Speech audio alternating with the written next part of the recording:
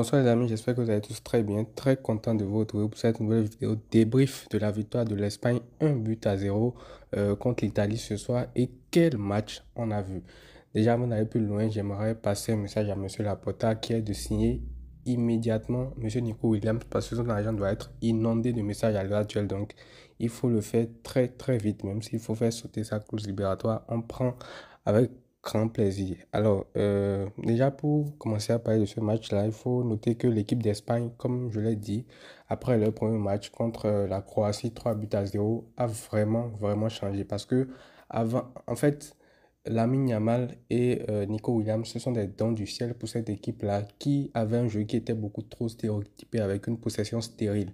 Là, aujourd'hui, dans l'entrejeu, avec Rodri, Fabien Ruiz et Pedri qui est un peu positionné devant et vous avez de la maîtrise au milieu du terrain. Et quand cette maîtrise-là ne vous permet pas de passer par là, c'est de trouver des passes verticales pour les attaquants, Morata, Nico Williams ou Lamine Yamal.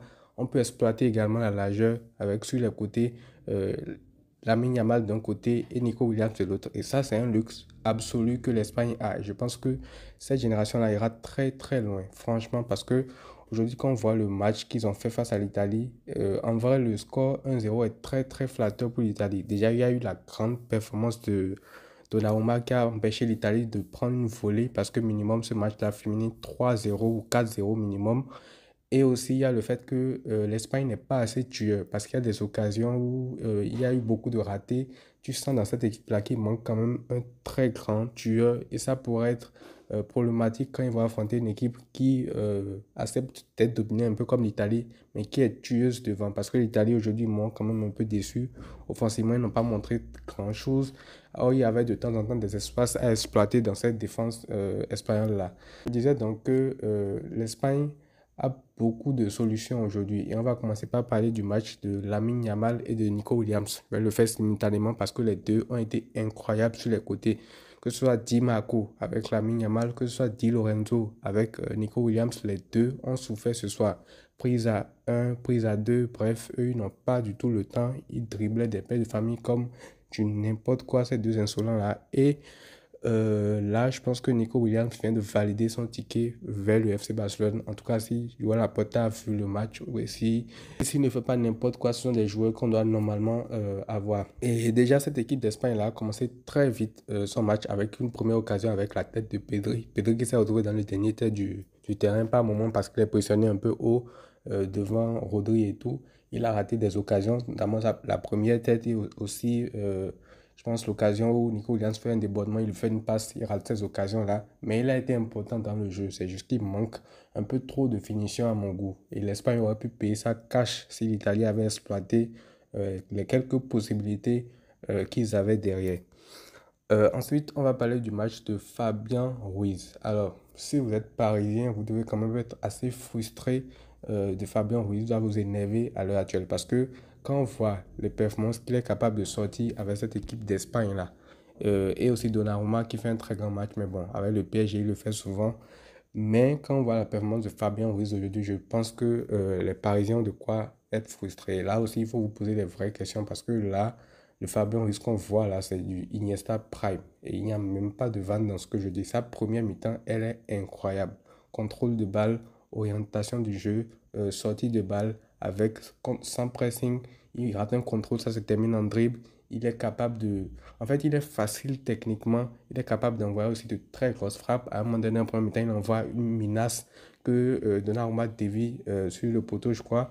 Et il a eu beaucoup d'occasions passées par là. Et dans le jeu, à côté de Pedri, il s'est régalé dans ce milieu de terrain-là. Parce que Pedri, lui, il est là en tant que meneur, en tant que homme sur le milieu de terrain. Ça permet de libérer Fabien Ruiz de cette tâche-là, défensive et tout, et de mener le jeu vraiment devant. Parce que Pedri, lui, il est un peu placé devant eux. Donc Fabien Ruiz, très, très gros match de sa part également.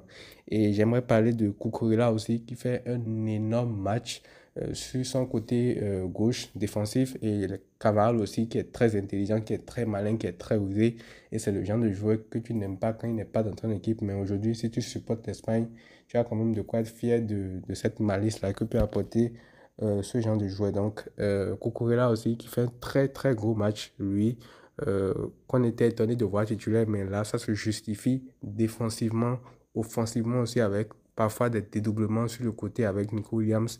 Ils sont très complémentaires. Puis, il fait un très gros match. Des fois, même, il empêche le pire pour l'Espagne parce qu'il y a des occasions où il y avait des contres.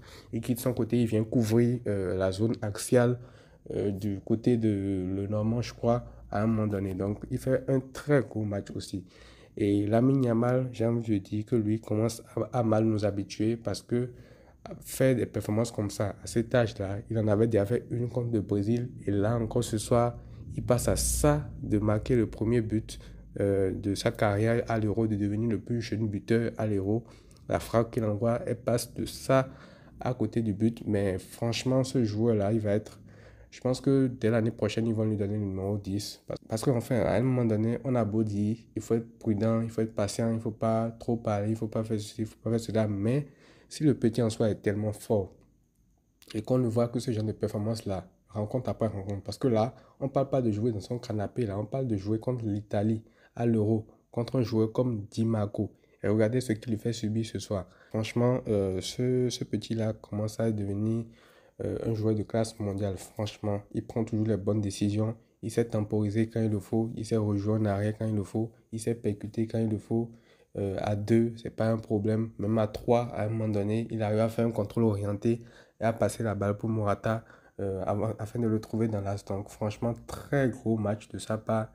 Et comme je l'ai dit, Addison acolyte aussi qui fait un gros match. De l'autre côté, je parle bien sûr de Nico Williams qui a tout simplement humilié Di Lorenzo aussi sur son côté. Franchement, ils se sont baladés avec les Italiens aujourd'hui. Et Morata aussi, qui fait quand même un assez bon match. J'ai envie de dire même une bonne première mi-temps parce que sa deuxième mi-temps n'est pas trop top. Il sait jouer, redescendre, demander le ballon, fluidifier le jeu. Il fait quand même relativement un bon match, le capitaine de cette équipe-là. Et quand les deux phénomènes sortent, tu as un Ayoze Perez aussi qui fait quand même une bonne rentrée, même s'il a deux grosses situations avec lesquelles il aurait pu tuer le match. Il ne les conclut pas, ce qui aurait pu retomber sur l'Espagne, mais ce sera sans conséquence vu que l'Espagne a gagné. Donc voilà, très gros match globalement de cette équipe d'Espagne-là qui renaît de ses cendres parce que après la génération dorée de Iniesta, de Xavi, de tout ce que vous voulez, aujourd'hui il y a une nouvelle génération qui naît et surtout le point fort de cette nouvelle génération-là, c'est qu'il y a quand même un bon mix entre l'expérience et la jeunesse. Et il y a aussi des solutions un peu partout. Il y a plusieurs manières de jouer dans le jeu de façon axiale avec Pedri qui peut créer, trouver la verticalité, Fabien Rose aussi qui peut le faire et tout. Et avec des côtés où tu peux avoir beaucoup d'animation. Et ça fait toute la différence. Et je pense même que Morata, c'est un très bon joueur, je ne refuse pas, mais avec un neuf beaucoup plus décisif, avec un joueur beaucoup plus clinique devant les cages, euh, positionné en neuf, tu peux facile faire une équipe qui est hyper complète avec cette Espagne. Donc, ils sont qualifiés actuellement, ils sont premiers de leur groupe. Ils vont jouer le dernier match face à l'Albanie. Ils vont pouvoir faire tourner, vu qu'ils ont gagné les deux premiers matchs. Rodri sera suspendu parce qu'il a pris un carton jaune ce soir. Et j'aimerais quand même féliciter pour terminer Monsieur Luis de la Fuente qui, on a beaucoup critiqué pour sa surutilisation parfois des joueurs du Barça. Il faut quand même avouer qu'il fait quand même un bon travail avec cette équipe-là du Barça. Et ça, c'est à saluer aussi. Donc voilà, c'est tout pour le débrief de ce match-là, Italie-Espagne, qui a tenu ses promesses. Et comme je l'ai dit, on aurait pu boire beaucoup plus de buts. Ça ne finit qu'un 0 mais bon, on prend. Et voilà. Tout à l'heure, il y a le match de l'Argentine en ouverture de la Copa América contre le Canada. On se voit ça et on va débriefer également ce match-là. Voilà, prenez tout soin de vous les amis et à très vite.